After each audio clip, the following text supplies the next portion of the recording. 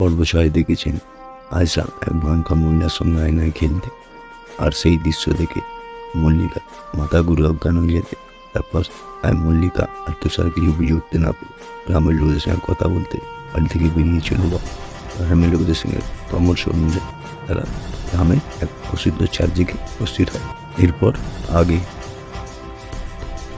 চার্চের মধ্যে গিয়ে তুষার আর মল্লিকা ফাদারকে সম্পূর্ণ তাদের বাড়ির ঘটনাটা বলে।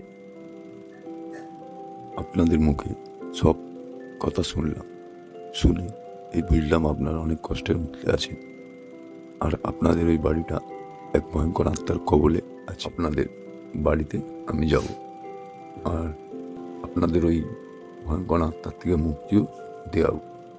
কিন্তু আজ আমার একটা কাজ আছে, সেখানে যেতে হবে। কালকে আমি আপনাদের বাড়িতে যাব। আর হ্যাঁ, আরেকটা কথা, আমি যতক্ষণ না আপনাদের বাড়িতে যাচ্ছি আপনারা কেউ ওই ঘরে যাবেন না, আমি আসা অবধি। অবশেষে ফাদারের কথায় আশ্বস্ত হয়ে মল্লিকা আর তুষার বাড়ি ফিরে চলে আসে।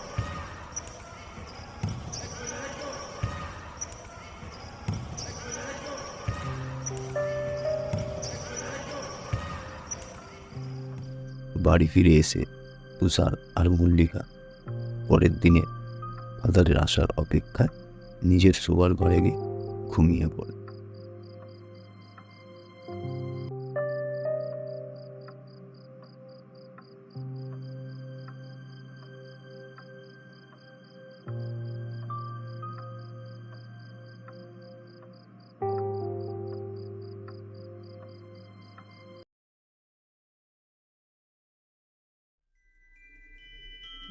আর এইদিকে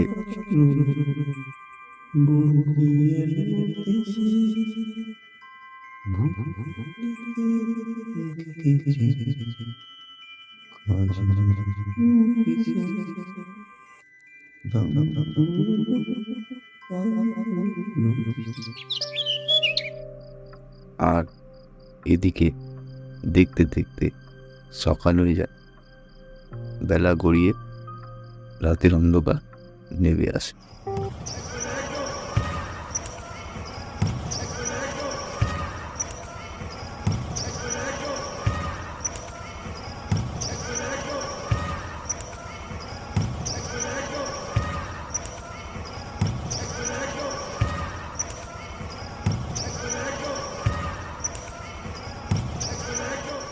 নিজের কথা অনুসারে প্রফেসর ফাদার রাতের বেলায় তুষার আর মল্লিকার বাড়িতে এসে উপস্থিত হন।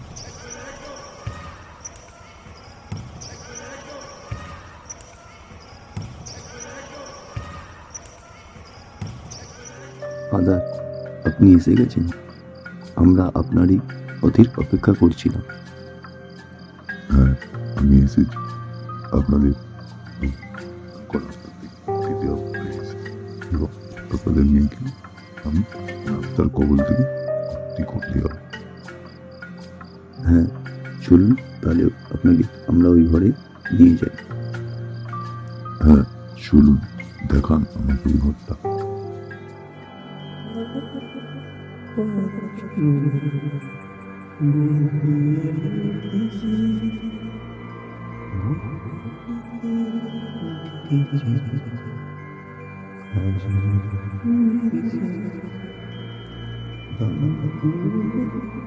কে তুই? আর এখানে কি করছিস? ছেড়ে দে এই বাচ্চাটা, আয়সাকে ওদের মা বাবার কাছে। অফিসার, তুই তোকে ডেকে নিয়ে আসছি না? অফিসার, চলে যায় এখান থেকে। আমি এখান থেকে চলে যেতে আসিনি, তোকে এখান থেকে তাড়াতে এসেছি। তুই আমাকে তাড়াবি? প্রফেসর, তোরা সব কটা এখান থেকে চলে যা আমার বাড়িতে, নাহলে তোরা ভয়ানক মরণ মরবি।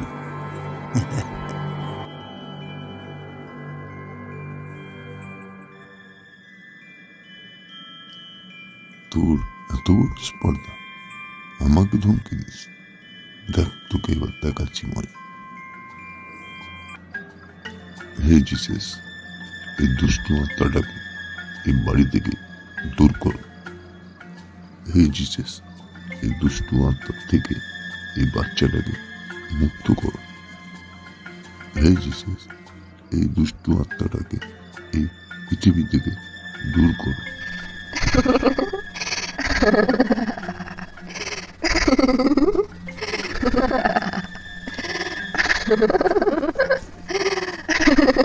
হে জিসাস, এই দুষ্টু আত্মাটাকে এই বাড়ি থেকে দূর করো। প্রফেসর, এখন সুযোগ আছে। বলছি তোরা তিনজন বাড়ি থেকে বেরিয়ে চলে এলো।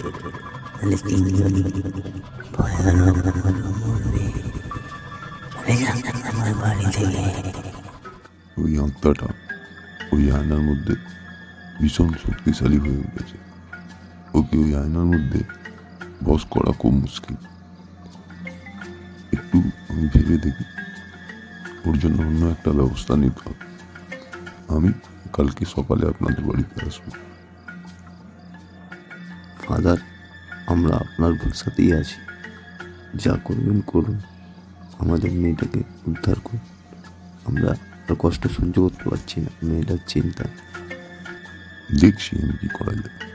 আপনারা চিন্তা করবেন না, আমি কাল সকালেই আপনাদের বাড়িতে আসবো। এই বলে প্রফেসর ফাদার তুষার আর মল্লিকার বাড়ি থেকে বেরিয়ে চলে যায়।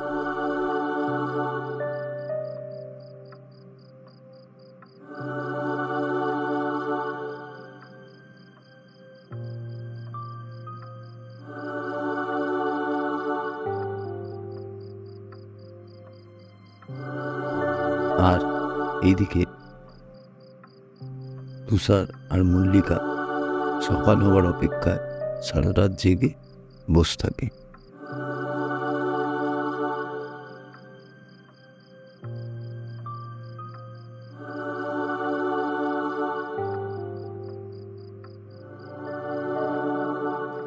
Twinkle, twinkle, little star, I wonder what you want.